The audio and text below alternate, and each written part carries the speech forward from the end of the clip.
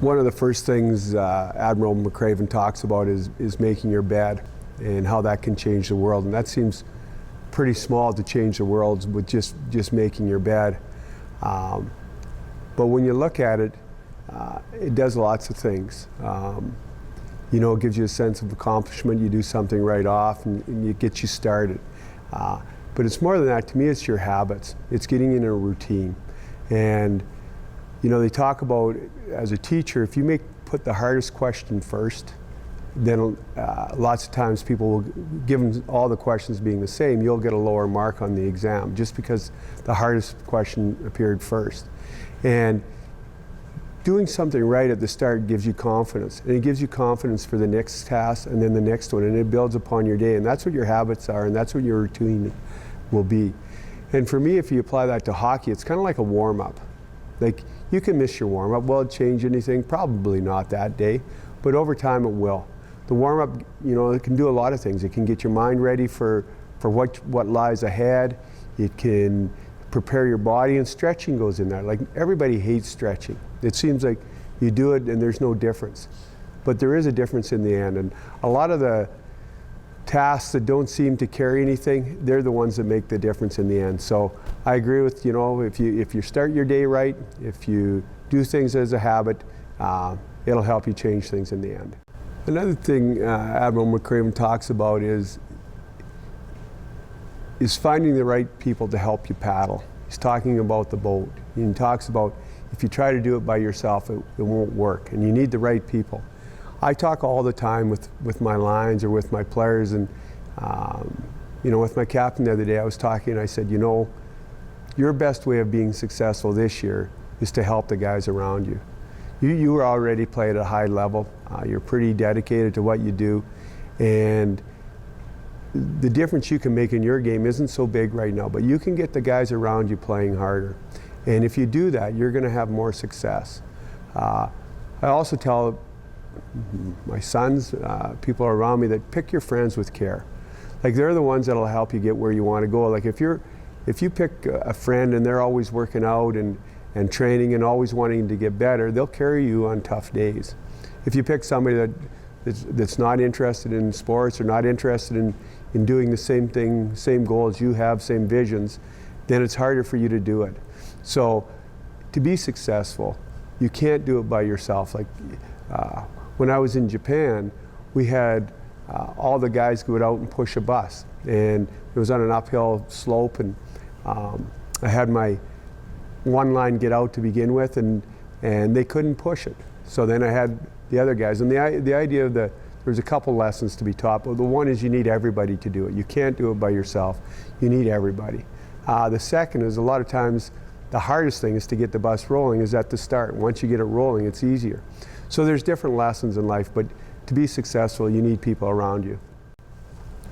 Admiral McCraven talks about people that make up the different boat crews, and how the successful crew came from the small guys and how they always won.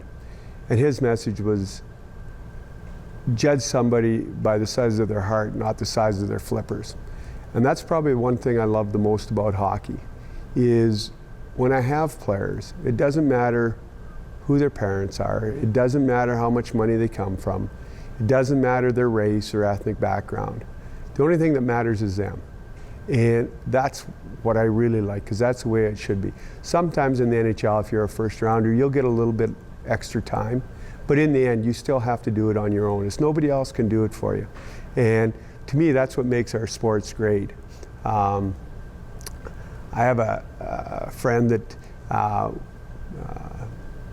went to the Cleveland Browns camp, and he talked about, you know, picking players. Like, how do you pick your players? And he said, you know, I could line up all the guys on the wall, and I couldn't tell who's going to be successful. He said, the reason you can't tell who's successful is because you can't see the size of their heart. Winners come in all different shapes and sizes, and for sure it helps sometimes to have a certain build or certain athletic to be good in certain things, but the biggest thing is the size of your heart and your drive and the will not to quit. I had a player, Derek Dorsett, that came from me and played with us. I went on for an NHL career, and if you're a good player, you're identified probably when you're 15 or 14, and he didn't even get looked at till he was 17 and 18, and went on to have a great NHL career. And the biggest thing with him, he came on the boat or on the bus, and I talked to the players about this guy coming on, and he had lots of penalty minutes, and guys were all excited about it. And he walks on the bus, and he's this skinny little guy, maybe weighed 160 pounds. His neck's not as big as my arm, and he's just really not big at all. And my captain comes up from the back of the bus, and he whispers in my ear, and he says, "Coach, I think we got the guy's little brother." And it's funny, nobody knew the impact this guy would have, and he had it because of the size of his heart and that he would never quit. Admiral McCraven talks about the sugar cookies and how they just can't take it that all their effort goes in vain, how they put all this in and it's just never good enough. And that's a hard thing about sports and life in general, is lots of times you put lots into it and it doesn't work out for you. And then you're left with your choices. Well, what am I going to do about that? Am I going to quit? Is that it? Or am I going to find a way to get better? And being a sugar cookie does eliminate lots of people because they can't accept it, and they just find it too hard because it's just finding a way and knowing that you're not going to be perfect, but you're going to push yourself to try to find excellence. You're going to push through it, and even though you don't have it, you keep searching for it, and every day you search for it, you get better. And for some people, it's just too hard. It's too hard not to be perfect, and perfection is something you won't attain, but getting better is something you can attain every day.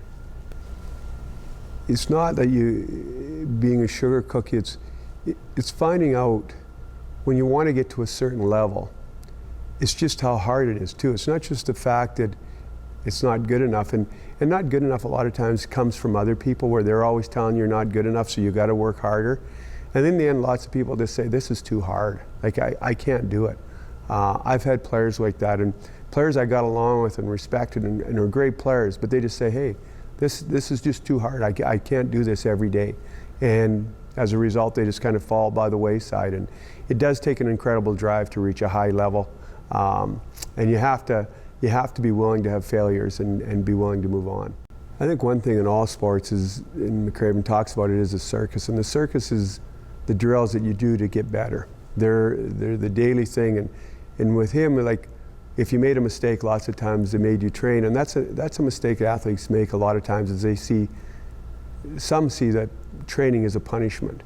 And it depends how you look at it. Training isn't a punishment, because if you train, you get better. And he talked about how they'd have to do extra training, and he called it the circus. He said the circus would lead to fatigue. And then you'd get more circuses because you were tired, like you weren't as good, so now you'd get punished more because you weren't as good, and that would lead to even more fatigue. And it would keep going. But the funny thing is, you were always tired, but eventually your tiredness was at a higher level. You were stronger. Instead of doing 20 push-ups, now you could do 30. You felt tired, but you still could do more. And in the end, doing more leads you to greatness. That's what gets you to greatness. And Muhammad Ali talks about how champions are made in empty gyms. It's not in front of people that you make champions. It's in the circuses, the day-to-day grind when you're working and getting better. And the good players, I don't know if they enjoy the circus, but they certainly enjoy the feeling when they're done the circus. And they have a belief. They have a belief of where they want to go. And they know that those circuses will help them get there. And as a result, they not only do the circuses, but they embrace them, and they push themselves to see how far. And lots of times, one of the best ways to do a circus is through challenges. Like, whenever you get a challenge and you're competing with a buddy, you don't know you're working that hard, but you'll get better results. And all of us are competitive in some form, and lots of times that competitive nature can make those circuses fun.